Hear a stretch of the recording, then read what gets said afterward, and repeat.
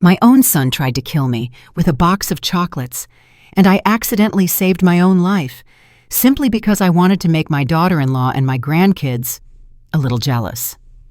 When Xavier called and asked if I had eaten those chocolates yet, I told him no. I said I had given the whole box to Tiana and the kids. The silence on the other end stretched so long I could hear my own heartbeat. Then a scream tore through the line. "What did you do?" His voice shook like a man staring death in the face. At that moment, I didn't understand. I thought he was upset because I gave away his gift. How naive I was. My name is Yvette Johnson. I am 69 years old. For 40 years, I sacrificed everything for my son, Xavier, everything, my youth, my dreams, and the tiny savings I scraped together over a lifetime. I adopted him when he was only 2, after his biological parents died in a car accident on the Tamiami Trail. I gave him the Johnson name, the unconditional love of a mother, and my entire life. But that day, on my 69th birthday, everything changed.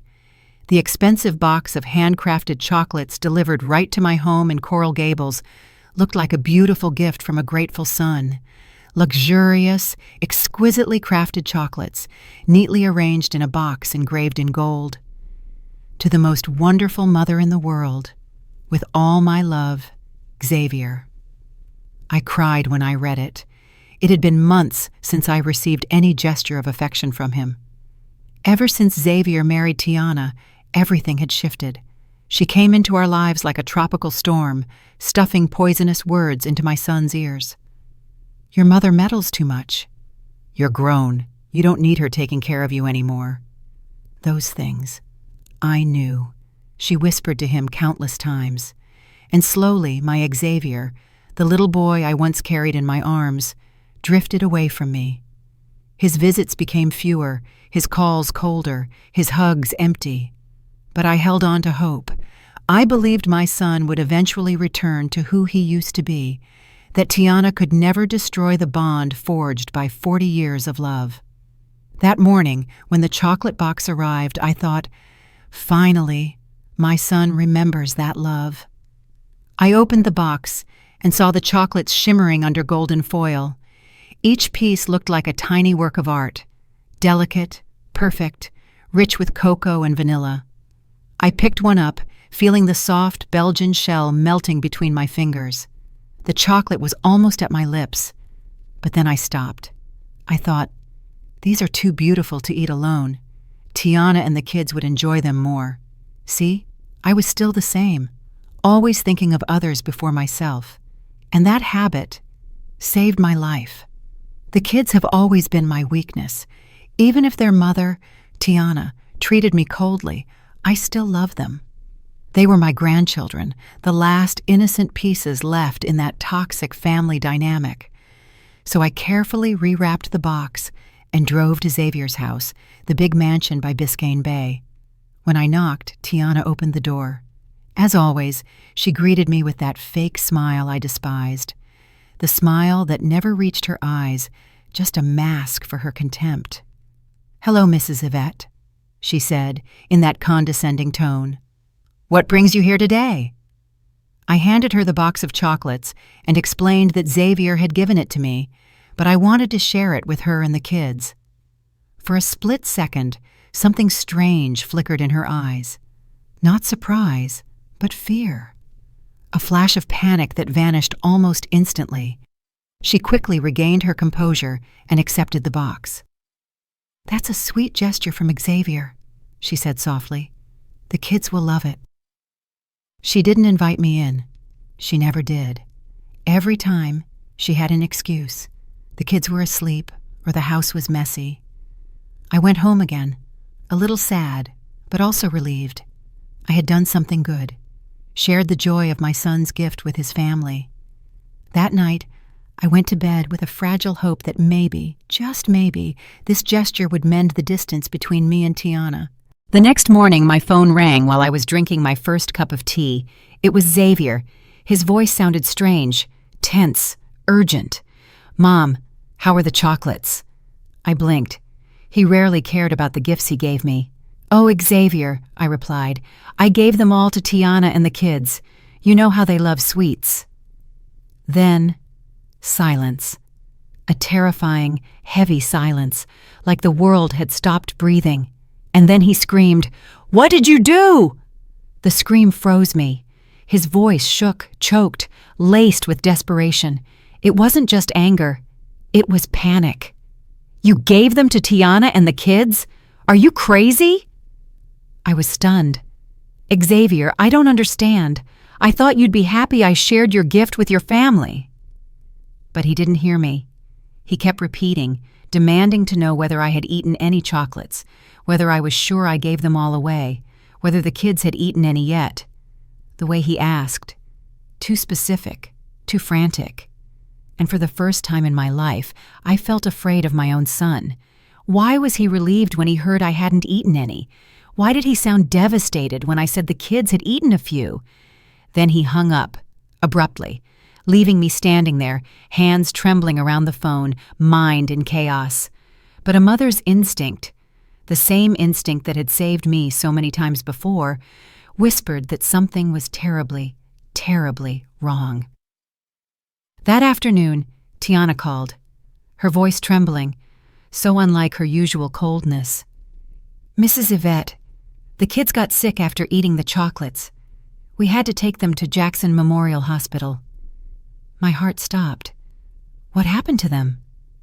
"The doctor said food poisoning," she answered. "But it's strange. The chocolates had a weird smell, but the kids had already eaten a few before we noticed." The world collapsed around me. The chocolates my son sent, they were the reason my grandchildren were poisoned.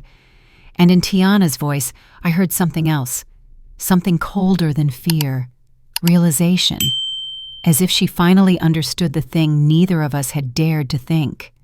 That night, I couldn't sleep. Pieces started falling into place. Xavier's panic when he learned I hadn't eaten the chocolates. The relief tangled with despair in his voice, his frantic, overly detailed questions. And then, like lightning splitting the night, the truth became undeniable. My son had tried to kill me. The very child I raised, loved, and trusted with my entire heart had poisoned me. This is the story of a 69-year-old woman, a woman who built her life on unconditional love, and it is also the story of how that love almost killed her. But more than that, this is a story of rebirth, how a woman found her strength again at 70, of the thin line between real love and blind loyalty. My name is Yvette Johnson, and this is the story of how I survived and rose again. If you're still listening, don't go anywhere, because what Yvette discovers in the next few hours will make you look at birthday gifts differently forever. The next part, the truth inside the gift box, begins right after this. The days that followed were a nightmare. The kids recovered, thank God, but the poison still left traces behind. Tiana confessed to me that the doctors had found traces of arsenic in the children's bodies. Arsenic, a word I had only ever heard in crime movies, now part of the most horrifying reality of my life. But before I continue with the battle that was about to begin, let me rewind 40 years to how a 29-year-old woman in Coral Gables gave up everything for a child who shared no blood with her. March 1985. I remember it like it was yesterday. I was sitting in my small tailoring shop on Miracle Mile, finishing a wedding gown for a wealthy bride in Key Biscayne. The intricate lace embroidery had taken me 3 straight weeks. It was my golden era. 29 years old, my skills rising, clients pouring in from all over Miami-Dade County. I had dreams. I wanted to open a larger haute couture boutique, to become the dressmaker for Miami's elite. I had saved $15,000, a big sum back then. Then the phone rang. A social worker from the Department of Children and Families. Her voice carried the exhaustion of someone who had seen too many tragedies. "Ms. Johnson, I'm calling about little Xavier Martinez. He's 2 years old. His parents passed away last night in a car crash on the Tamiami Trail." I knew the Martinez family. They were my neighbors, Maria and Carlos, a young, kind, hardworking couple. Carlos was a carpenter, Maria a waitress at a Cuban restaurant. Their child needs a family, the social worker continued. They have no relatives left in the United States. In the emergency contact paperwork, Maria listed only your name. My hands trembled. I had never considered having children. I was single, career-focused. My dreams did not include raising a 2-year-old orphan. I don't know. I've never... Her voice softened. The boy keeps calling Mommy. If you don't take him, he'll enter the foster system. And for a Latino 2-year-old, the statistics are not good. That afternoon, I went to the shelter. Xavier was sitting alone in a corner, clutching an old teddy bear.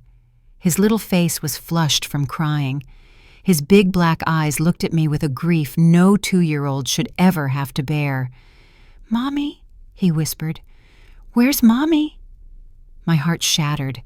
I knelt beside him and whispered, "Mommy, Mommy can't come back, sweetheart." I had no idea how to explain death to a child too young to understand. Xavier looked at me, then threw his arms around me. He cried into my shoulder, his tiny fingers gripping my shirt as if afraid I too would disappear. In that moment, my dreams changed. 3 months later, I adopted Xavier. I changed his last name to Johnson. I became his mother in every sense, except biology. Do you know what that meant? I canceled my plan to open a bigger boutique. The $15,000 I saved went into adoption fees, lawyers, medical bills, and setting up a room for Xavier. I worked 3 jobs to raise him. By day, running the tailoring shop. On Tuesday and Thursday nights, teaching sewing at Miami-Dade College. On weekends, taking last-minute alteration orders for wealthy clients before big events. I slept 4 hours a night. I ate 1 meal a day so I could save money to buy food for Xavier. There were months when breakfast and lunch didn't exist, only a late-night sandwich after he was asleep. When Xavier was 7, he was invited into the gifted program at Gulliver, a private school. Tuition? $12,000 a year. I didn't have that kind of money. What did I do? I sold the small, charming house I had just bought in Coral Gables, my first real pride, and moved into a tiny old apartment in Little Havana so I could afford tuition. "Mommy Yvette," he asked that night, using the name he'd called me since he was little. "Why are we moving?" I stroked his hair. "Because you deserve the best education. You're brilliant, sweetheart. You need the chance to shine." Xavier hugged me. "I'll make you proud, Mommy. I promise." And he did, for many years. Xavier graduated top of his class at Gulliver, earned a full scholarship to the University of Miami, studied business and communications. He was smart, charming, ambitious. At 25, he became a luxury yacht broker, working with millionaire clients around Biscayne Bay and Miami Beach. The day he closed his first 80-foot yacht deal for a businessman in Brickell, his commission was $45,000. He walked into my shop in a crisp suit, driving a new BMW. "Mommy, here's $10,000 to repay everything you've done." I cried and refused. "Keep it, sweetheart. I don't need repayment. I just need to see you happy." He hugged me tight. "You're the most amazing woman in the world." That was 2008, the last time I felt my son truly loved me. If you've ever sacrificed everything for someone and believed that if you loved long enough, they would remember, stay with me. Because from this point on, everything goes downhill so fast that even 40 years of love can't stop it. Then Tiana appeared. In 2010, Xavier was 27 when he met her at a charity event at the Perez Art Museum. Tiana Moore, former ballet dancer, wealthy family from Coconut Grove. Beautiful in a cold, refined way. White skin, blonde hair, slender frame. Everything about her screamed privilege. The first day he brought her over, I was sewing a silk ao dai for a Vietnamese client. "Mommy, this is Tiana. She's really special." Tiana glanced around my small shop with a look I couldn't possibly misread. Disdain. "It's cozy," she said in that sugary fake tone. "You've worked here for a long time?" 42 years, I said proudly. "I opened this shop when I was 27. "Oh," Tiana smiled. "I thought Xavier grew up in a different environment." That sentence felt like a knife. But I smiled anyway. I always smiled. I was always kind, always trying to please everyone. They married 6 months later. The wedding was at Vizcaya Museum and Gardens, a lavish venue with rental fees starting at $15,000. Tiana's family paid for everything. They didn't want the burden to fall on me. I sat in the back row of the ceremony, not the front, where the groom's mother belongs. No one asked me where I wanted to sit. After the wedding, Xavier and Tiana moved into a large mansion in Coral Gables, only 2 miles from my shop, yet it felt like 2 different worlds. A year later, Tiana gave birth to little Sophia. I wanted to be there, to help, to love my granddaughter, but every time I visited, Tiana had an excuse. "Mrs. Yvette, the baby's sleeping." "Mrs. Yvette, we're busy." "Maybe another day." The visits grew fewer, the phone calls shorter and colder. I remember one December evening in 2015, I called to invite them for Christmas dinner. "Mommy, we can't," Xavier said, distant. "Tiana's family has plans in Aspen." "Oh, then maybe for New Year." "We'll see, Mommy, we're busy." I heard Tiana's voice in the background. "Xavier, tell her we have to go." Click. That Christmas Eve, I sat alone in my small apartment. No tree, no gifts, just me and a bowl of homemade pho. I stared at the pictures of Xavier as a child hanging on the wall, his first day of school, his graduation, his 18th birthday when he hugged me tightly. What had I done wrong? I asked myself that question thousands of times. I had sacrificed everything, my youth, my dreams, every dollar I earned. I had given him everything. And now, I was almost invisible.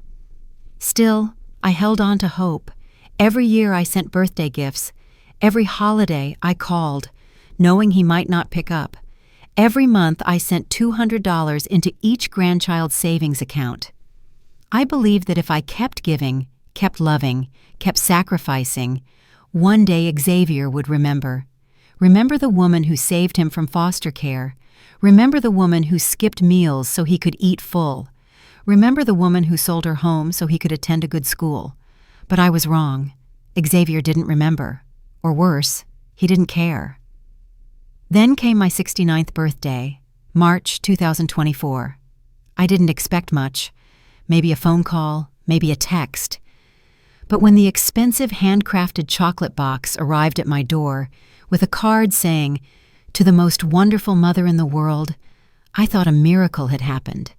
I thought my son had finally remembered. I thought my years of steady love, patience, and sacrifice had finally reached him. But I was wrong again, because that box of chocolates was not a gift. It was a death sentence, and 40 years of unconditional love had almost killed me. I drove to Jackson Memorial Hospital like a woman whose soul had left her body. My hands trembled on the steering wheel, the traffic lights on Biscayne Boulevard blurred through my tears. I do not remember how I drove, only that I had to get there. My grandchildren were in the hospital, and I was the one who had brought the thing that made them sick. Why? Why was there arsenic in the chocolates? That question spun through my head like a storm. Rushing into the pediatric emergency ward, I saw Tiana sitting on a green plastic chair, her head buried in her hands. She no longer had her usual elegant, icy look. Her hair was a mess, mascara streaked down her cheeks, her fingers shaking. "Tiana?" I called softly. She looked up. For the first time in 6 years, there was no contempt in her eyes, only fear. "Mrs. Yvette," her voice was hoarse. "The doctors, they are pumping the kids' stomachs." I collapsed into the chair beside her. "Are they going to be okay?" Tiana nodded slowly. "The doctor said it is lucky they only ate 2 pieces. If they had eaten more..." Her voice broke. If they had eaten more, they could have. A nurse came over. You can go in, but only for a few minutes. The children need rest. The room reeked of disinfectant. Sophia, 8 years old, lay on the left bed, her face pale, lips cracked and dry. Marcus, 6, lay on the right, an IV needle stuck into his tiny arm. When she saw me, Sophia gave a faint, misty smile. "Grandma Yvette." "Hush, sweetheart." I took her little hand. "Do not talk. Just rest." "Grandma," Sophia whispered, "your chocolates tasted strange, but I still ate them because they were your gift." My heart shattered into pieces. "You should not have eaten them," I cried. "I am sorry. I am so sorry." Marcus opened his eyes. "Do not cry, Grandma. I am okay." But no, they were not okay. Dark circles under their eyes, skin turning sallow, lips split from dehydration. These children, whom I loved like my own, had almost died because of the gift sent by my son. The nurse signaled that I had to leave. "They need to sleep. You can come back tomorrow morning." I kissed each little forehead. "I love you both." "We love you too," Sophia whispered. Outside in the waiting area, silence pressed down on us. After a long time, Tiana spoke, in the voice of a horrified mother, with none of her usual haughtiness. "Mrs. Yvette, I need to tell you something." I turned to her. When I opened the chocolate box, she clutched a damp handkerchief. There was a strange smell. Not cocoa, more like garlic or metal. "Arsenic," I said. "The doctor said that is what it smells like." Tiana nodded. But Sophia and Marcus opened it before I could stop them. When they saw the card from Grandma, they were so happy.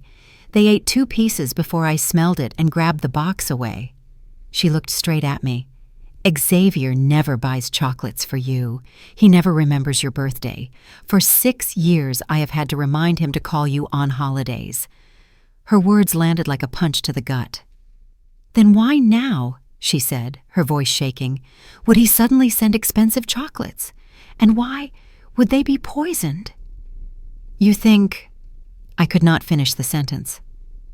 "I think those chocolates were never meant for the kids," Tiana said, her voice low but firm. "They were designed specifically for you." The room spun. "No," I shook my head. "No. Xavier is my son.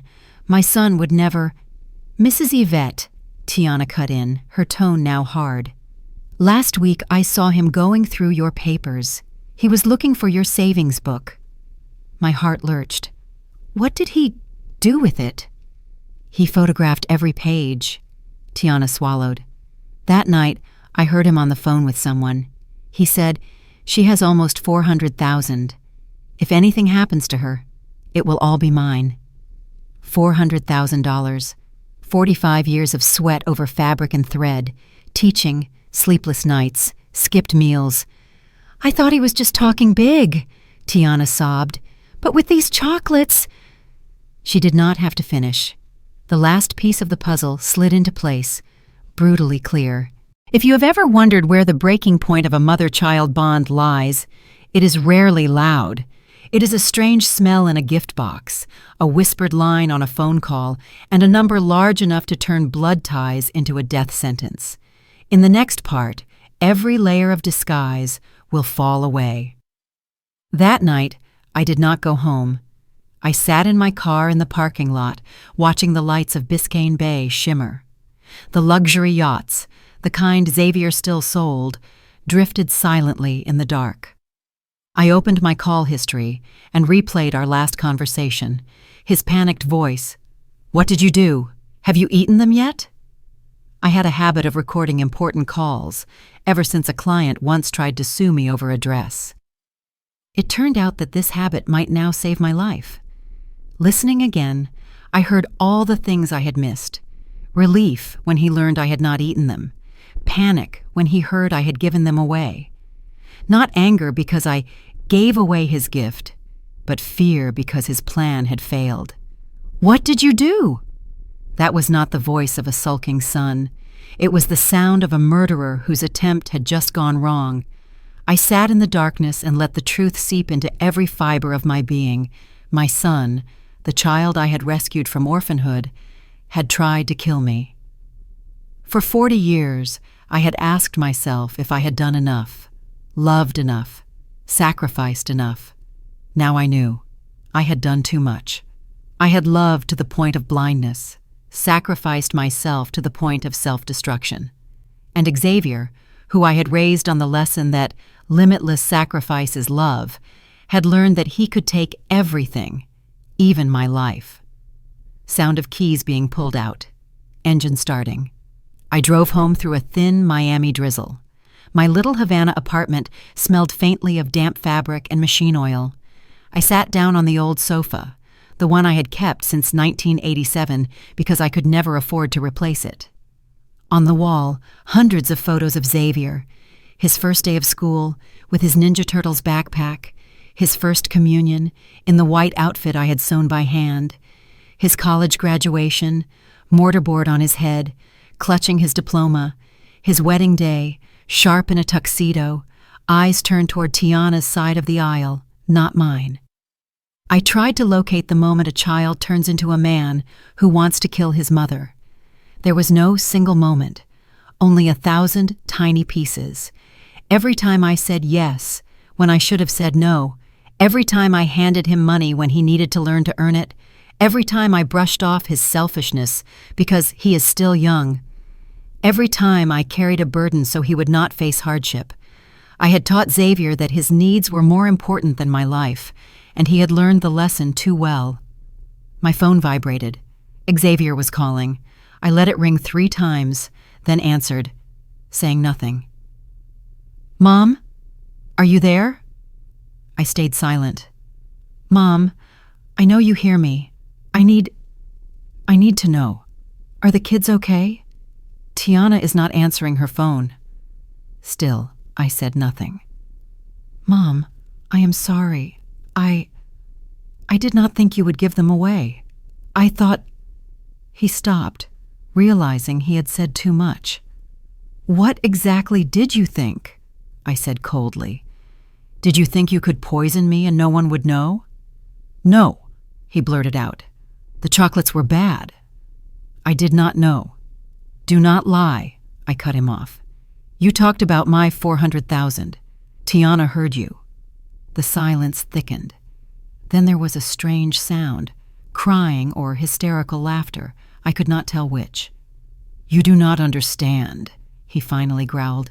"You do not understand the pressure I am under." "Pressure?" "I am in debt," his voice flared. "In debt to people you do not want to know. They will kill me if I do not pay. I need money right now, not when you are 90. There it was, the naked truth. He was not trying to kill me out of hatred, not out of rage. He wanted to kill me for money. "Xavier," I said, strangely calm even to myself, "I raised you for 40 years. I went hungry so you could eat, sold my home so you could go to a good school, worked 3 jobs so you could have what I never had." "Mom, I know." Silence. Strangely, he obeyed. "I gave everything, and you repaid me by trying to kill me. And in the process, you poisoned your own children." "I did not mean to hurt them. I just needed—" "Needed what? 400,000? The money it took me 45 years to save?" "You are old," he spat bitterly. "What are you going to do with that money? You live in a lousy apartment in Little Havana. You drive an old car. You are not living. You are just surviving." Those words cut like a knife to the hilt. "Do you know why I live like that?" I asked. "Because every dollar I had I gave to you, every opportunity, every dream I ever had, I handed them all to you." "That was your choice," he said coldly. "No one asked you to. You chose it." In that moment I understood. The child I loved was gone, if he had ever truly existed. The person on the other end of the line was a stranger, cold, calculating, dangerous. a man I had accidentally created with my boundless love. "Xavier," I said, "I am going to sleep now. Tomorrow morning I will call a lawyer. I have this call recorded. I have the medical records showing arsenic in the kids' systems, and Tiana will testify to what she heard." "You cannot," he whispered. "You cannot call the police on your own son." "My son is dead. The person I am speaking to is the man who just tried to kill me, and I owe that man nothing." I hung up before he could answer. Silence, only my own breathing. I sat in the dark for an hour. I did not cry. I did not shake. 40 years of sacrifice ended in a 3-minute phone call. 40 years of unconditional love shattered by the confession of a failed murderer. But for the first time in many years, perhaps for the first time in my life, I felt anger. Not the quiet sadness I had carried for so long, not self-blame, not submission, but pure, cleansing rage. And right behind it came clarity. The next morning, I called Carter Ellis, a well-known criminal lawyer in downtown Miami. "Mr. Ellis," I said when he picked up, "this is Yvette Johnson. I need to hire you to prosecute my son for attempted murder." A pause. "You said your son?" he asked. "Yes, my son poisoned me, and I have proof." 2:00 this afternoon, come to my office. He replied immediately, "Bring everything you have." After I hung up, I looked in the mirror. The woman staring back was no longer the 69-year-old Yvette Johnson, the woman of endless nods, of giving until she was empty. She was someone else, someone I had never met, a woman who was going to fight. 2 days after that late-night call, Xavier disappeared. Tiana called me, panic in her voice. "Mrs. Yvette, he hasn't come home. He didn't go to the office. His phone is off." But I knew where he would run. Like every hunted man, Xavier went to the safest place he knew, my sister's house, Aunt Roslyn Banks. Roslyn is 3 years older than me, living in a modest house in Homestead south of Miami. All her life she worked as a maid for rich families in Coral Gables, Coconut Grove, Key Biscayne. She has seen a lot, too much, and she has always been soft when it comes to Xavier. "It's just a phase," she always said whenever I complained. "Give the boy more time." Time. I had given him 40 years. On Thursday afternoon, I drove to her house through the typical March drizzle of Miami. The house was painted a pale yellow, in an old neighborhood, chain-link fence rusting, low roofs packed closely together. Xavier's BMW was parked diagonally in the corner, deliberately tucked away to avoid being seen from the main road. I recognized that car instantly. I had helped pay the down payment 3 years earlier when Xavier said he was having temporary financial difficulties. I turned off the engine and sat quietly, looking at the house as memories rolled back like a film reel. Xavier at 5 years old, throwing his arms around her. "Aunt Rose! Aunt Rose!" Every time we visited, she always had candy in her pocket. Xavier at 12, hiding at her place after I scolded him for bad grades. Mom is too strict, and she always took his side. Xavier at 25, borrowing $5,000 for an urgent investment. She gave it to him without asking for it back. Aunt Roslyn helped me raise him. But unintentionally, she also taught him that someone would always show up to rescue him. I got out of the car. The drizzle soaked through my thin cardigan. My hand shook slightly on the door, not from fear, but from the fury boiling inside. Roslyn opened the door. Guilt was written all over her worn face, gray hair pulled back neatly, the same brown eyes as mine filled with conflict. "Yvette," she whispered, I didn't think you'd come." "You know why I'm here," I replied, my voice flat. She lowered her eyes. "You should go home. Right now is not a good time." "Not a good time?" My voice rose. "My son tried to kill me. He poisoned 2 little children, and you're hiding him?" "I'm not hiding him," she protested weakly. He needs time to think, to figure things out." Figure things out? I pushed the door wider. There's a way to figure out attempted murder. Is that it? I stepped inside. The smell of strong Cuban coffee mixed with church candles. A small living room, old sofa covered in white lace, a picture of the Virgin Mary hanging on the wall, and there, in the armchair in the corner, Xavier. He looked like a different person. The hair that used to be slicked back with gel was now a tangled mess. His expensive suit wrinkled, beard overgrown, dark circles under red, sleepless eyes. But what chilled me most was his gaze. No guilt, no remorse, only resentment, as if I were the one in the wrong. "You shouldn't be here," Xavier rasped. "Oh, you think so?" I stepped closer. "Or should I go home and pretend you didn't try to poison me?" Xavier jumped up, his whole body shaking. "You don't understand my situation." "Then explain it," I said evenly. "Explain why a 42-year-old man with a successful career and a warm family decides to kill his own mother." Xavier glanced at Aunt Rosalind for help. This time she didn't look back. She gripped the doorframe tightly, eyes squeezed shut. "Go on, Xavier," I pressed. "How long has it been since you last told me the truth? 10 years? 15? "You want the truth?" Xavier roared. "Fine. You're a burden. You've always been a burden." That stab went straight through my chest, but I did not back away. "Keep going. Ever since I was little, everything was about Mom sacrificed for you. Mom skipped meals for you. Mom sold her house for you. Mom worked 3 jobs for you. Do you know what it's like to live under that shadow?" "Pressure?" I repeated. "Pressure is being loved unconditionally, going to good schools, not having to worry about food and rent?" "That's debt," Xavier shouted. "Every hug, every compliment, every dollar came with, 'Remember what I did for you.' I was never free. I carried that debt my whole life." "So you decided to kill me to free yourself from my love," I said slowly. "Not just that. What else?"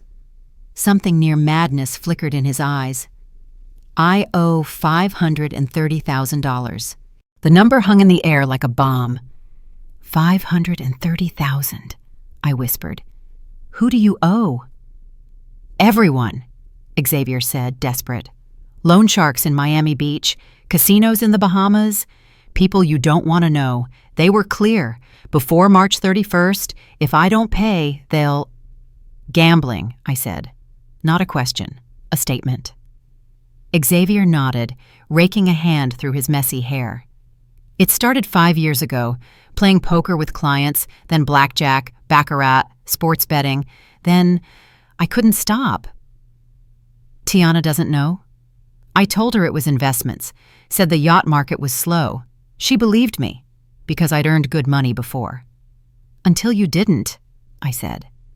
Xavier collapsed back into the chair, burying his head in his hands. "I mortgaged the house, sold my retirement account, emptied the kids' savings. I have nothing left. Except your mother's inheritance," I concluded. Xavier looked up. For the first time, I saw real fear in his eyes. "You don't understand. They'll kill me. They told me clearly.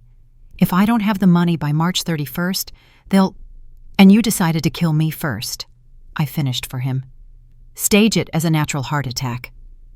He didn't deny it. "How long did you plan this?" I asked, my voice sharp like an interrogator's. 6 weeks. 6 weeks. While I sat in my shop, anxiously waiting for my son to call, he was planning to kill me. "Where did you buy the arsenic?" "Mexico," he muttered. "A business trip to Cancun. If you know who to ask, it's easy to get." "And the chocolates?" "Ordered them online from an artisan shop in Wynwood. I told them I needed a special box for my mom's birthday. They let me write the card myself." His tone was flat, like he was reciting a recipe, not describing a murder plot. "I tested the dose first, just enough to resemble a heart attack, not too much to raise suspicion." I leaned against the wall to keep from collapsing. The meticulousness, the cold precision, was more brutal than the betrayal itself. This wasn't impulsive. It wasn't a moment of madness. It was premeditated murder, carefully planned, while he looked me in the eyes for weeks. And everything would have been perfect, I said coldly, if I hadn't given that box to Tiana and the kids. Xavier nodded, eyes glistening. I couldn't tell if it was remorse or self-pity. Why did you have to do that? He groaned. Why couldn't you just eat them?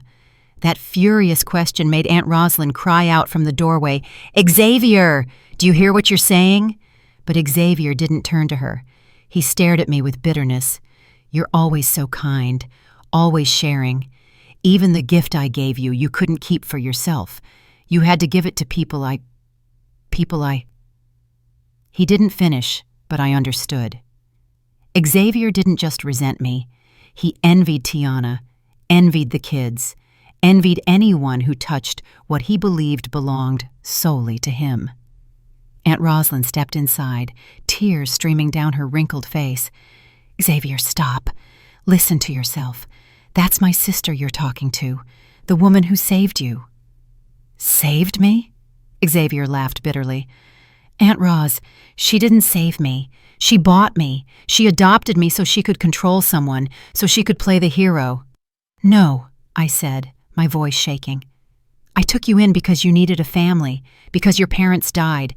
You were 2 years old, alone and terrified. And you used that, Xavier said through gritted teeth.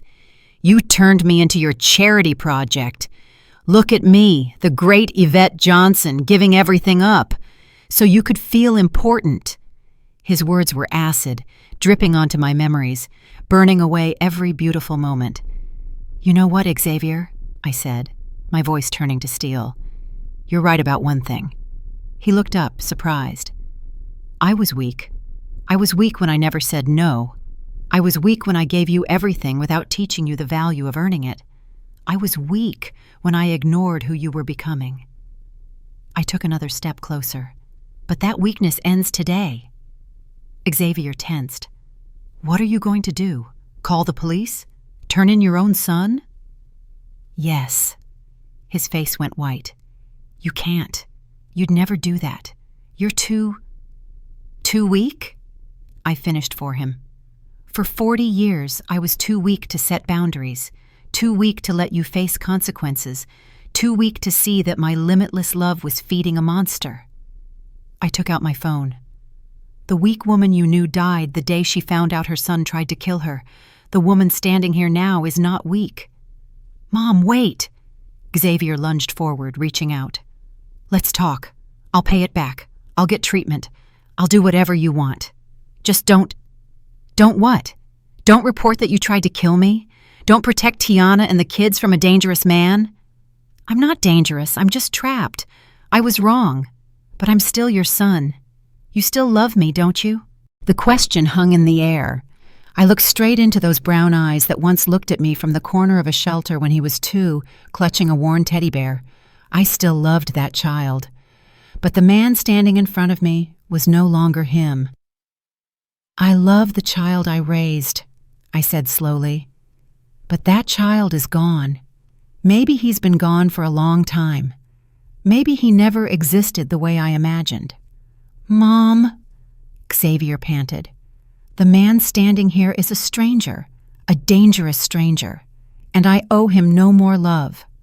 I pressed the final digits. 911, what's your emergency? This is Yvette Johnson. I'm at 847 Southwest 152nd Street, Homestead. In front of me is my son, Xavier Johnson, who attempted to poison me on March 15th. I have evidence, and I wish to report attempted murder. Xavier lunged to grab the phone, but Aunt Rosalind, 72 years old, stronger than she looked, held him back tightly. No! Enough, Xavier, enough! He struggled. Let me go! You don't understand! Oh, I understand, she cried. I've seen this coming for a long time, but like my sister, I was too weak to stop it. The operator's voice came through the speaker. Officers are on their way, Ms. Johnson.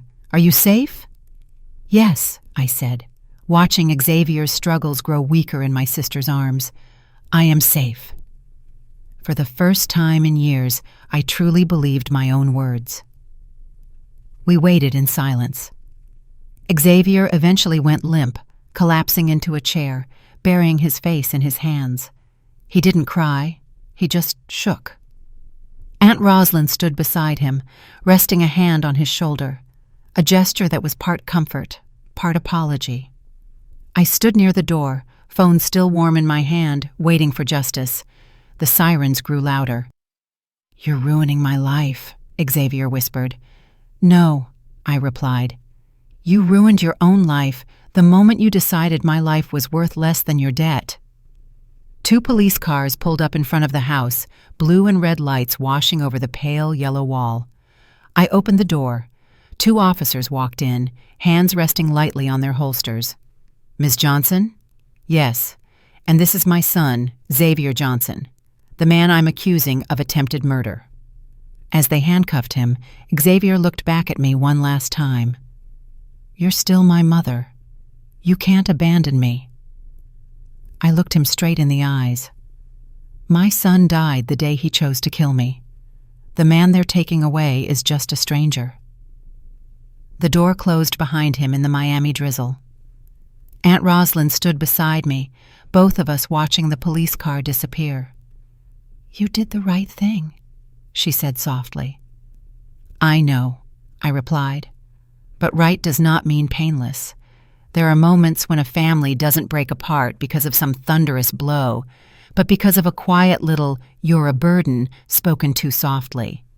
In the next part, when the law steps in and the truth is laid out on the table, you'll see love only saves when it comes with boundaries." The days after Xavier was arrested passed like a dream. I didn't cry. I didn't collapse. There was only a strange emptiness, like a room that has just been cleared out. Bare, but light, peaceful. On Monday morning, Carter Ellis called. "Mrs. Johnson," his voice was both professional and warm. "We need to meet.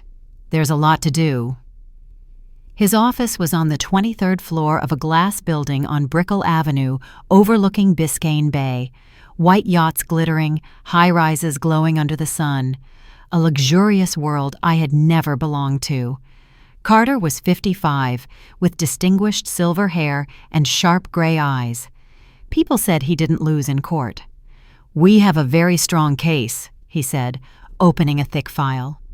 The recording of Xavier's admission, medical reports showing arsenic in the children's systems, Tiana's testimony, and even his partial confession to the police. "Then why do you still need me?" I asked. He looked straight at me. "Because this is not just about convicting Xavier. This is about protecting you from what comes next." "What comes next?" Even though I knew, I still asked. "Pressure," he said. "From family and community.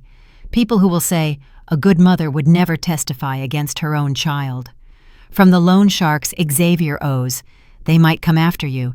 And from Xavier himself, letters, calls, every emotional manipulation you've been conditioned to respond to for 40 years. I stayed silent. "You need a team," Carter continued. "Private security, a psychologist, and above all," he paused, choosing his words carefully, "you need to transform. The soft, vulnerable woman who always gave and gave, the one Xavier targeted, cannot exist anymore. If you want to survive, you have to become someone else." The first week, I barely left my apartment. I sat in the small living room, staring at the photos on the wall. I knew I needed to take them down, but every time my hand touched a frame, it shook. Is this still my Xavier, the 8-year-old boy with a bright smile on his first day of school? Or did that child never really exist, at least not the way I believed? On Wednesday afternoon, Aunt Rosalind came by. She looked 10 years older, carrying a pot of sancocho, the chicken soup she knew I loved. "You need to eat," she said anxiously. "You're skin and bones." We sipped spoonfuls in silence. Then she asked quietly, "Did we do the right thing?" I looked at the woman who had helped me raise Xavier, who had defended him his whole life, and who now carried a share of the guilt for spoiling him into ruin. "I don't know," I answered honestly, "but if we hadn't, Xavier would try again. Next time it might be Tiana, or the kids themselves, once they have their own inheritance." She nodded slowly. "I failed him. We loved him," I corrected her, "but we loved him the wrong way." The next day, I met Dr. Patricia Morales, 50 years old, curly black hair, warm eyes. "Mrs. Johnson," she began, "tell me about you, not about Xavier. Who were you before you became his mother?" The question caught me off guard. Who was I before I became Xavier's mom? "I was a seamstress," I said slowly. "Talented, with dreams. I wanted to open a haute couture salon. I wanted to design for Miami's elite." "And you gave that up for Xavier," she said, without judgment. "Yes." "Why?" "Because I thought love meant sacrifice, meant giving, meant putting others first." "And now?" she asked. "Now I know love without boundaries isn't love." My voice trembled. "It's self-destruction." In the weeks that followed, I saw Dr. Morales twice a week. We talked about boundaries, how to set them, how to keep them, how to say no without drowning in guilt. We talked about the core belief that made me tie my worth to how much I could give away. We talked about my childhood, a mother who sacrificed and served her whole life without ever asking for anything, and how I learned that a good woman was exactly that. "You taught Xavier that you had no value," she said during one session. "Every time you put his needs above yours, you were saying, 'Your life is more important than mine.'" "But I wanted him to know he was loved," I protested. "There's a difference between loving someone and allowing them to use you," she replied gently. "You unintentionally taught Xavier that he could take without giving. In the end, he tried to take your life as well." It hurt, but it also set something free. If love has no boundaries, people will call it sacrifice until the day it becomes a knife turned back toward you. In the next part, when Xavier's financial truth is exposed, you'll see. Sometimes to save a family, you have to choose yourself first. On the 4th week after Xavier's arrest, Carter called. "I want to bring in Robert Chen, a private investigator who specializes in financial cases." "For what?" I asked. "To know everything. How much he owes, to whom, what he did to create those debts, and what assets we can recover to protect Tiana and the kids." 2 days later, Robert Chen sat in my small living room with 3 thick folders. He was 45, Asian, a former Miami detective, with sharp, cool eyes. "Your son has a very expansive secret life," he began. Here is what Robert laid out. Xavier owed $530,000, not just from gambling, but from fraudulent investments, unauthorized withdrawals from client accounts, a serious crime in the yacht brokerage business, and personal loans he never intended to repay. He had secretly mortgaged the house he co-owned with Tiana, marital fraud. He had drained $75,000 from the kids' college fund. He sold Tiana's car and told her it had been stolen. Worst of all, he forged my signature to try to access my savings account. If it hadn't been for 2-factor authentication, he might have succeeded. "Your son isn't just a gambling addict," Robert concluded. "He's a fraudster, a thief, and a manipulator." I sat silently, listening to the portrait of a man I apparently had never truly known. "There is some good news," Robert added. "Tiana can file for divorce on grounds of fraud. You can sue him civilly for emotional damages. With this much evidence, Xavier has no chance in criminal court." That day I made a decision. I could not keep living in that little Havana apartment, where every corner reminded me of a life spent sacrificing. I needed a new beginning. I called a real estate agent. "I need an apartment in Coral Gables or Coconut Grove with an ocean view," I said. "A place to live, not just survive." the agent, whose name was Sophia, was startled when she learned I would be paying in cash. "What's your budget?" she asked. $250,000, I replied, half of my savings. 2 days later, Sophia took me to see a small 12th-floor penthouse in Coconut Grove. The balcony looked out over glittering Biscayne Bay, white sailboats, the distant line of Miami Beach, light wood floors, large windows, a modern kitchen with marble countertops, the complete opposite of the dark, cramped apartment I had lived in for 30 years. "I'll take it," I said. "You don't want to think it over?" Sophia asked. "I've done enough thinking," I smiled. "For 40 years, I thought for everyone but myself. Now it's my turn." Moving took a week. Aunt Roslyn and Tiana helped me pack. When we took down the photos of Xavier, Tiana stopped at one of him in a sharp tuxedo. "Mrs. Yvette," she asked softly, "was all of it a lie? Did he never love us?" I thought for a long time. "I believe Xavier loved us in the way he was capable of," I said, "but his ability to love is broken. Maybe because he was orphaned so young. Maybe because I loved him the wrong way. Maybe simply because that's who he is." I looked at Tiana, the woman who had once been my adversary. "It's not your fault, and it's not the kid's fault. Xavier made his choices. Now it's our turn." Tiana nodded, tears falling. "I filed for divorce. The lawyer says I'll get full custody and most of the assets." "Good. You deserve that. The kids need a home without poison." On the day I moved into the penthouse, Aunt Roslyn, Tiana, and the children came with me. Sophia and Marcus ran through the apartment, thrilled by the ocean view. "Grandma! From here it feels like we can see the whole world!" Sophia shouted. I stood on the balcony, the salty breeze brushing my face. For the first time in a very long time, I felt light, as if a 40-year burden had finally been set down. That evening, Carter called. "The preliminary hearing is next month," he said.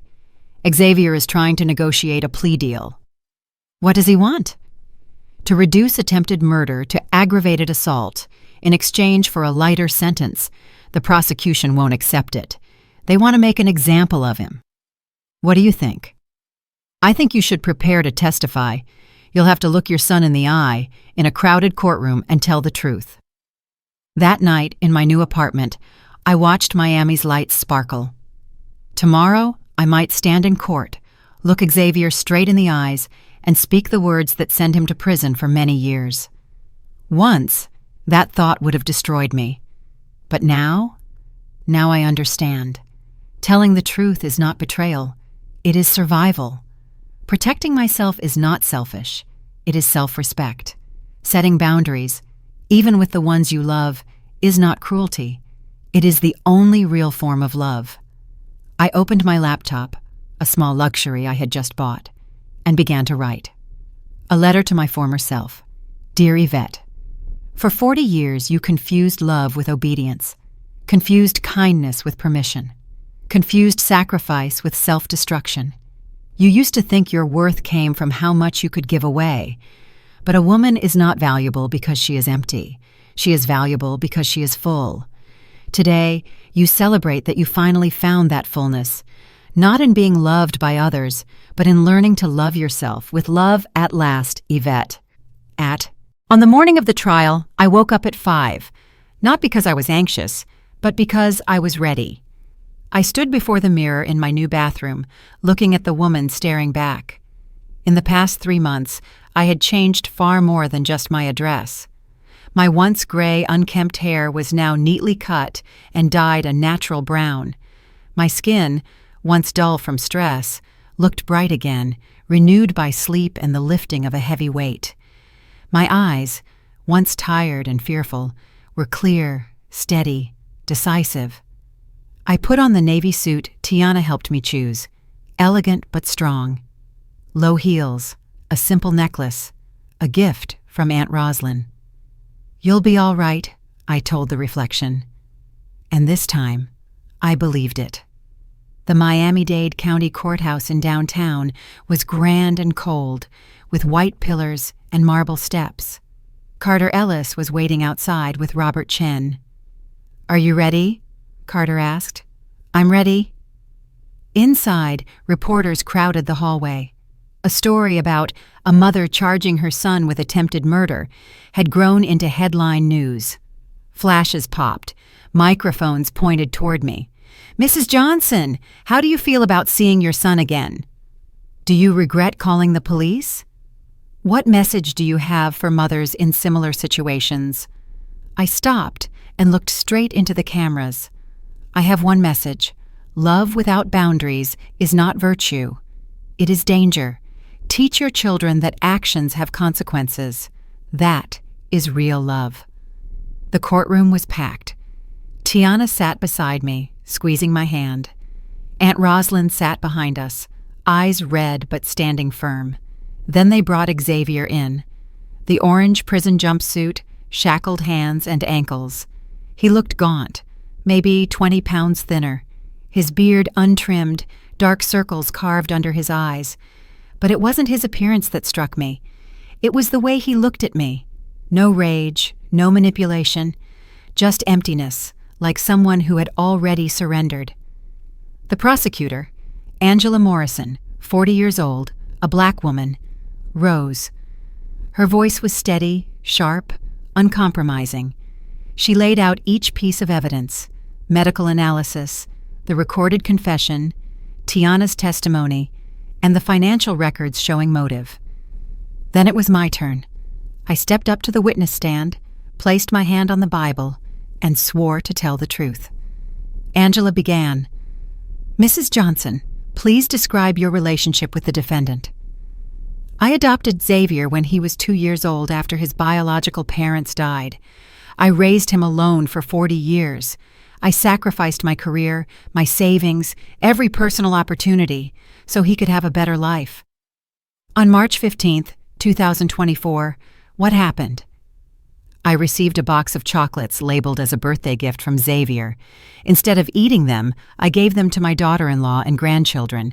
After that, the children were poisoned with arsenic and hospitalized. How did Xavier react when he learned you had given the chocolates away? He panicked. He screamed over the phone, asking whether I had eaten any. When he found out I hadn't, he seemed relieved. But when he learned the children had eaten some, he was devastated. Why, in your opinion? Because those chocolates were not meant for the children, I said clearly. They were meant to kill me. A wave of murmurs rippled across the courtroom. After learning about the poisoning, what did you do? I confronted Xavier. He admitted he had planned it for 6 weeks, bought arsenic in Mexico, calculated the dose to mimic a natural heart attack, and did everything to obtain my $400,000 inheritance to pay his gambling debts.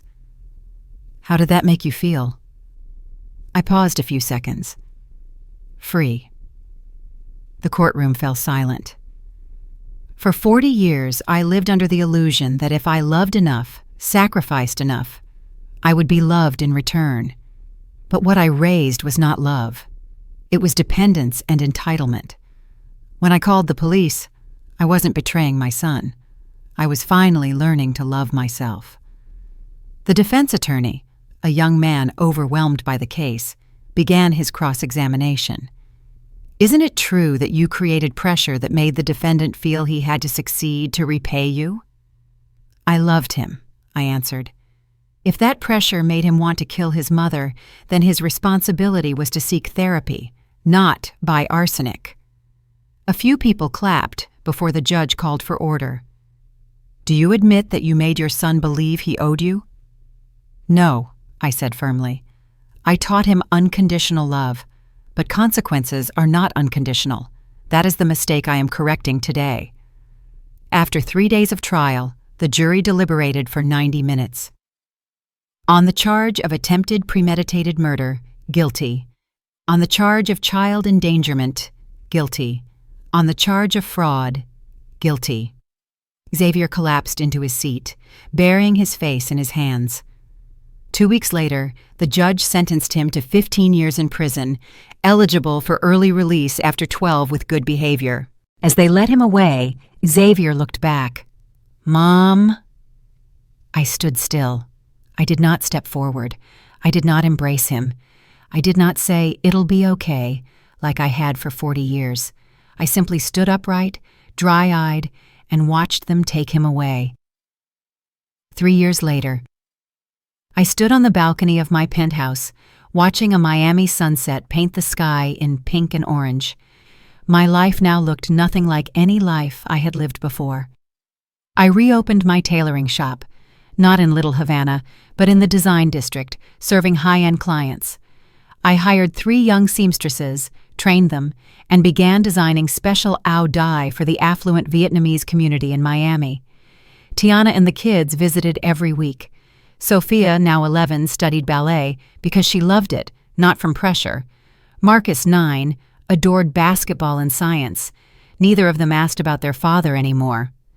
Aunt Rosalind still came for coffee every Saturday morning. We learned to forgive each other, and more importantly, to forgive ourselves for the part we played in creating the Xavier of today. Xavier sent me one letter. I did not open it. I handed it to Carter. If it's an apology, file it. If it's manipulation, don't tell me. I did not visit him in prison. I did not send money. I did not write back. Some people say I'm cruel. Some say I'm cold. The truth is, I'm not cold. I'm simply no longer burning. Last month, I was invited to speak at a conference on domestic abuse. Before 200 women, I told my story. For 40 years, I believed love meant never saying no, never setting boundaries, never putting myself first. That was wrong. Healthy love has boundaries, consequences, and the courage to say no when yes will cause harm. I looked at their faces, young faces, old faces, each carrying a story of sacrifice and pain. If I could go back, I would love Xavier differently.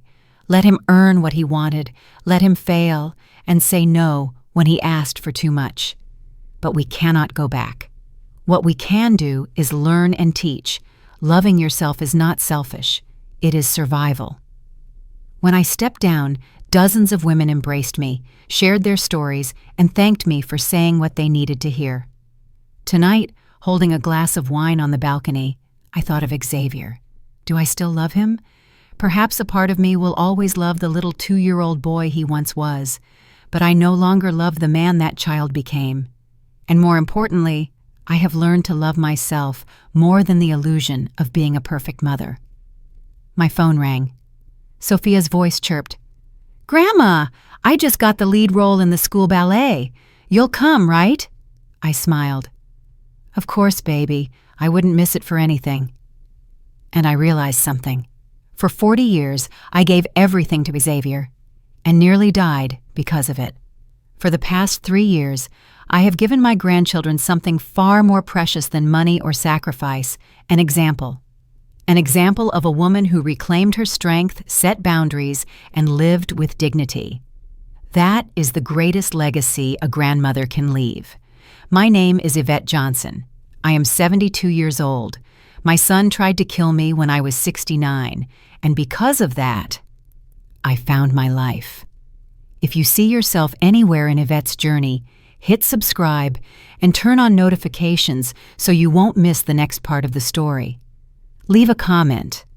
What is the hardest part of setting boundaries? Your answer might be the courage someone else needs to begin.